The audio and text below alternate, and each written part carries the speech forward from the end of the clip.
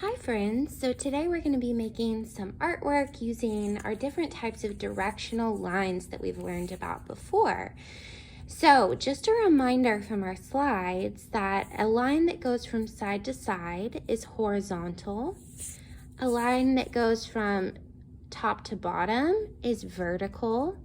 And then a line that goes either corner to corner going from the top down or corner to corner going from the bottom up is a diagonal line.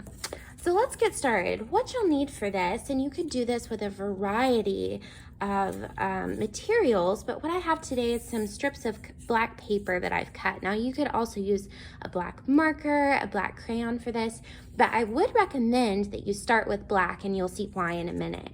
All right, so I'm gonna start with my first strip of paper. And if you want to use paper as well, you can just find a dark colored paper and cut it with scissors into strips, either using a grown-up's help or using safety scissors and being sure to cut away from your body and away from your fingers, okay? We're being really safe with our scissors if we're choosing to use those with our grown-up's permission. The next thing that you'll need if you want to do an artwork like mine is a glue stick. So I'm going to start with this line, and I'm putting a good amount of glue on it, but I'm not smushing my glue down into the paper. And then I'm going to decide which way I want to turn this. Do I want it to be vertical, horizontal, diagonal? I think I'll start with some horizontal lines. So I'm going to start with that one. My next one is a little bit thinner, so I think I'm going to make this one vertical, going up and down. And I'm gonna glue it so that it's connected to the first one. So even if you're drawing, try to connect some of these lines to each other, and you'll see some shapes starting to form as you connect them. For my third line, I think I'm gonna make it go diagonal, going from the bottom to the top. And you can see when I do that, it starts making some triangles.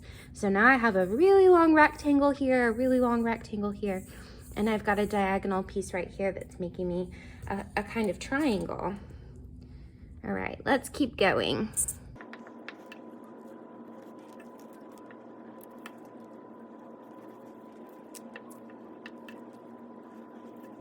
All right, so don't worry if some of your lines are kind of hanging off the edge like this, because I'm just gonna take a pair of scissors and I'm using good safety. My hand is away from where I'm cutting, and I'm cutting away from my body. I'm just gonna trim off these corners a little bit. This one's a little bit tricky because I have to cut it two ways to trim off that edge. Once you're done trimming the lines off your edges, you might go through and just see what pieces are kind of lifting up. Maybe I didn't use enough glue right there.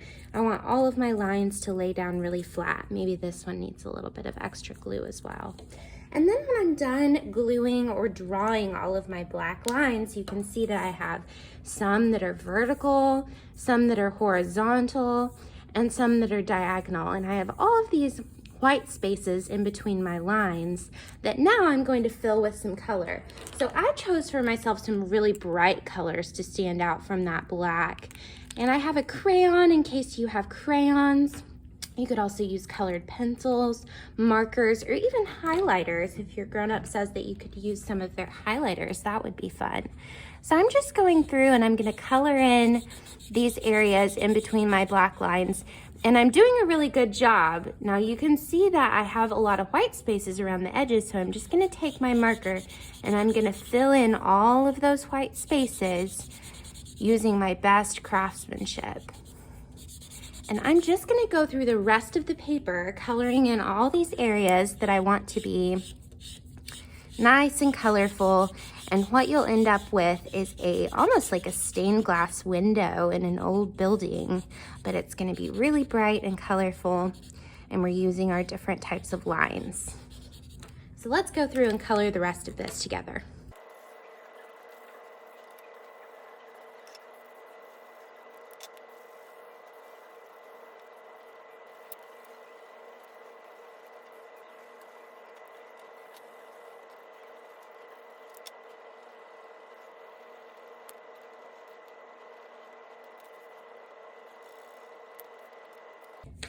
All right, so now that my artwork is all finished and all of my spots are colored in, you can see it really makes my lines pop, and I turned out with a really cool artwork that I'm super proud of. So first this week you need to decide what sort of materials are you going to use. Are you going to draw these lines? Maybe you want a ruler to help you, or the straight edge of a book to help you draw those straight lines. Which way are you going to turn those lines? Are they going to be vertical, horizontal, diagonal? And then what colors are you going to use to color on the inside? Remember that you could use marker, crayon, colored pencil, even paint if you want to. If you wanted to go into some of these areas with watercolor paint, that would be really nice also. So we're so excited to see what you end up making with your lines this week, and we hope you have a lot of fun playing with different types of lines. Bye.